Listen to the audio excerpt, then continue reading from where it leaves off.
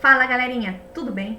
Nossa aula de hoje é sobre métodos de separação de mistura. Então a gente vai ver como é que eu separo misturas homogêneas de misturas heterogêneas. Então fica aí para mais uma aula aqui do canal Pegada da Ciência.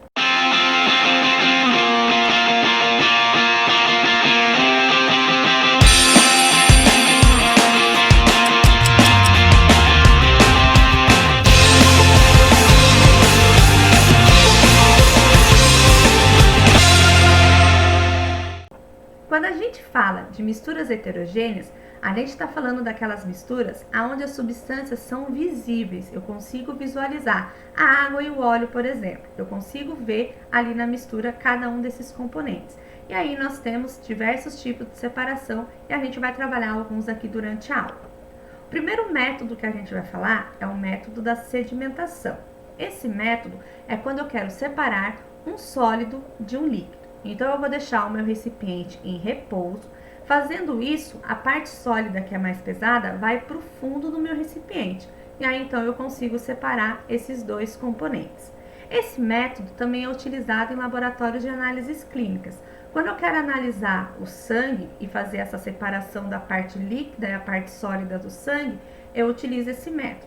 Só que para acelerar um pouquinho esse processo, eu faço a centrifugação ali do sangue. É numa centrífuga, né, um instrumento que a gente utiliza no laboratório, só para acelerar um pouco mais esse processo da sedimentação. Além disso, a sedimentação também é utilizada no processo de decantação, tá? Então, quando a gente fala em decantação, é um processo de separação de misturas que eu posso separar líquido de sólido ou líquido de líquido. Então, líquido de sólido, eu vou deixar do mesmo jeito em repouso, e aí vai sedimentar a parte ali sólida, aí através de outro recipiente com a ajuda de uma espátula, eu consigo então fazer essa separação. Agora, quando eu quero separar dois líquidos, que são heterogêneos, eu vou então utilizar um funil de decantação. Então, isso aqui eu consigo fazer em laboratório.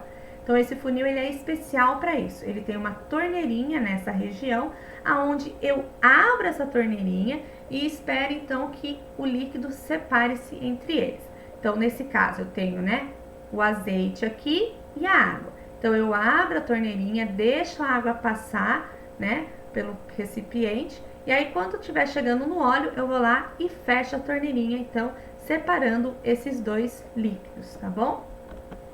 Outro método de separação, e aí a gente usa esse método até em casa, é o método da filtração. Esse método ele serve para separar um líquido de um sólido. E aí dentro de casa eu posso fazer o café, por exemplo, e aí eu faço então através dessa filtração.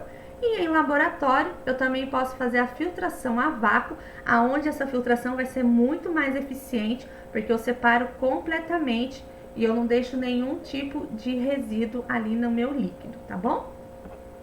Mais um processo que a gente pode utilizar, que é o processo de catação. Aí esse processo a gente usa tanto em casa ali, quando eu vou escolher o meu feijão, ou ali nas cooperativas de reciclagem, quando eu separo, por exemplo, o papel do plástico. É através então do processo de catação, aonde eu estou separando um sólido de outro sólido. E eles são bem visíveis, tá? Às vezes até de tamanho igual. Aqui o tamanho não vai influenciar, mas sim a textura e o tipo do sólido que a gente está trabalhando. Quando a gente fala de peneiração, a gente está falando de um método de separação de um sólido com outro sólido. Só que nesse caso são sólidos de tamanhos diferentes. Então, os sólidos de menorzinho, de menor granometria, vai passar ali pela minha peneira. E os sólidos maiores vão ficar retidos ali na minha peneira. Então, eu posso usar na cozinha, posso usar em laboratório e até na construção civil, tá bom? Outro método que a gente utiliza para separar misturas heterogêneas é a levigação. Nesse caso, a gente utiliza esse método lá nos garimpos para separar o ouro de outras pedras e areia. Então, como é que eu faço? Eu utilizo a água e esse recipiente, e aí a água ela vai levar todo o material que é menos denso. Então, a areia e outras pedras que estão ali presentes, elas vão embora com a água, e aí eu fico somente com o ouro que é mais denso, tá bom? Outro método que a gente utiliza no nosso dia a dia é o método da ventilação. E aí esse método está associado com a ação do vento. Então eu vou jogar a minha peneira, por exemplo, com café, né, com os grãos de café.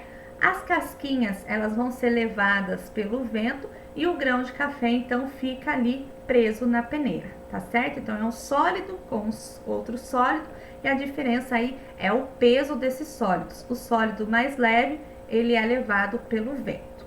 Agora a gente vai falar então sobre separação de misturas homogêneas. Nesse caso, a gente não pode esquecer que mistura homogênea é aquela em qual eu não vou visualizar as substâncias que estão envolvidas na mistura, porque ela fica totalmente uniforme. Vamos pensar no método prático primeiro. Quando eu estou na minha casa, eu coloco lá água com sal, diluo todo o sal na água. Só que porventura eu vou precisar daquele sal. Eu não quero a água salgada, eu quero só o sal. Como é que eu faço para separar? Eu coloco essa água salgada numa panela e levo para o fogo. Eu espero toda a água evaporar e aí eu vou obter então ali na panela somente o sal. Então esse é um método de separação que eu posso fazer na minha casa. Agora, quando a gente vai em laboratório, a gente pode fazer um método que chama destilação simples. Ele também separa o líquido do sólido, só que nesse caso, no final, você vai conseguir obter o sal e o líquido. Então, você não perde nenhum deles para o meio ambiente, utilizando então esse equipamento. A gente utiliza muito esse equipamento em laboratório para obter a água destilada. A água destilada é aquela água que não tem nenhum tipo de sal mineral. Então, através desse procedimento, você consegue obter destilado somente a água destilada, sem nenhum sal mineral presente nela, tá certo?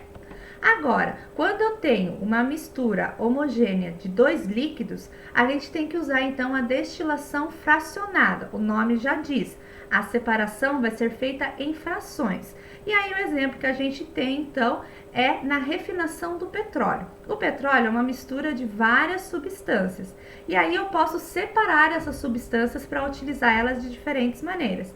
Cada uma dessas substâncias vai ter então uma temperatura de ebulição. Então, para eu conseguir, por exemplo, a gasolina é uma temperatura, o querosene é outra, então é em etapas. E aí, por ser em etapas, eu consigo então separar mais facilmente essas substâncias. Então, nossa aula sobre separação de misturas fica por aqui. Espero que você tenha gostado de mais essa aula. Curta esse vídeo, compartilhe com os amigos e se inscreva no canal. Até a próxima!